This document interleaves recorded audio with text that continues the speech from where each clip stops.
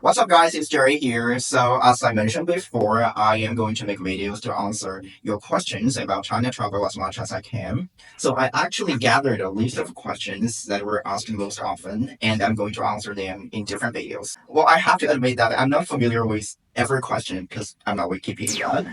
But I will do it based on my best knowledge, and if there is something that I'm not sure about, I'm gonna try to do some more research online and to have all the answers to be more precise and accurate. So today's topic is about visa.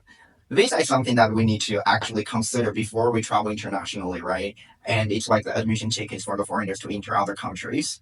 And well, since 2023, China has been offering visa-free policies to more and more countries. And as far as I can see right now on the official document, and right now it's June 2026.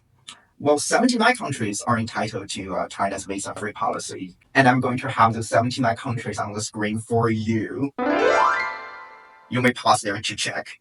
Then, if you're holding a passport from the 79 countries, you may enter China without any visa, and then your stay may be up to 30 days. Well, however, you will need to be able to show your return tickets or your tickets leaving China to a third country or region if the immigration officer asked you. And the immigration officer also may ask you something about your travel, some general questions, just like you enter any other countries. So, for example, what are you going to do in China, and where are you going to stay in China with your friends or in a hotel, and how long will be your stay in China, something like that. So it's super easy.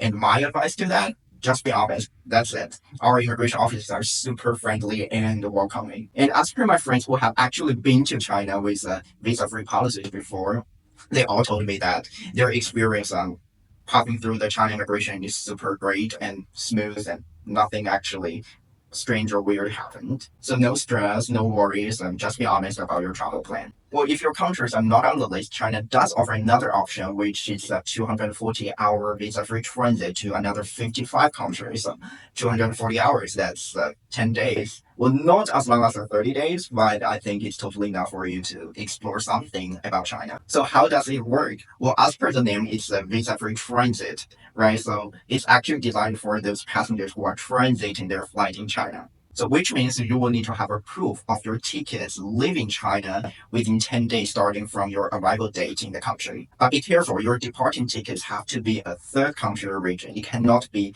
the country that you are flying from.